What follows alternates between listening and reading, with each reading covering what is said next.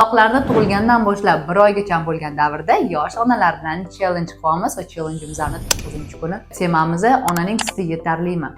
Ko'p onalardan eshitaman, meni sutim yetmayapti, kamayib ketyapti deb savol berishadi. Qanaqa qilib sut yetmayotganini aniqlashimiz mumkin.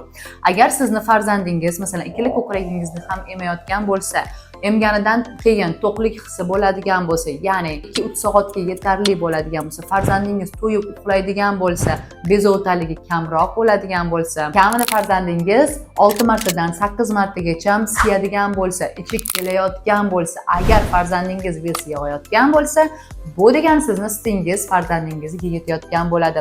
Sutni qanaqa ko'paytirish mumkin? Albatta, uyqu rejimini yaxshilashimiz kerak va pitaniyani yaxshilab, asabni joyiga qo'yish kerak bo'ladi. Ertaga 10-kun bo'ladi va farzandingizni so'rish reflekslari qanday ekanligi haqida gaplashamiz.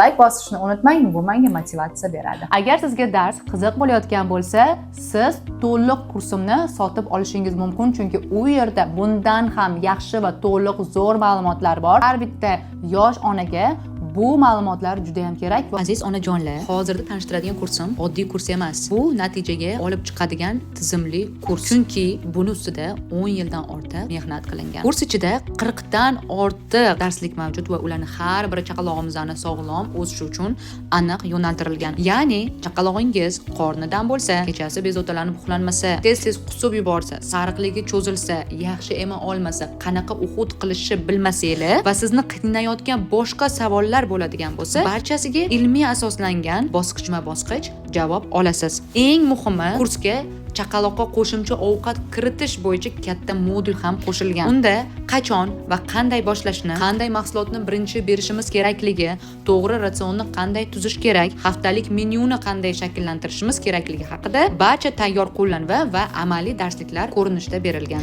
Tartibli bilim o'zingizga ishonch va bolaga sog'lom hayotni birinchi kunlardanoq ta'minlab bering. Hoziroq siz o'z bilimingizga investitsiya qilishingiz mumkin va investitsiyangiz orqali juda katta tejamkorlikka ega bo'lasiz. Ya'ni birinchi o'rinda asabingizni tejaysiz, ya'ni siz xotirjam bo'lasiz. Nima to'g'ri, nima noto'g'ri, qayerda zudlik bilan murojaat qilish kerakligi va birinchi yordam ko'rsatishni o'rganasiz. Bundan tashqari keraksiz dorilarni bermaysiz va behuda vaqtingizni va pulingizni sarflamaysiz. Vaqtingizni, asabingizni va pulingizni tejang.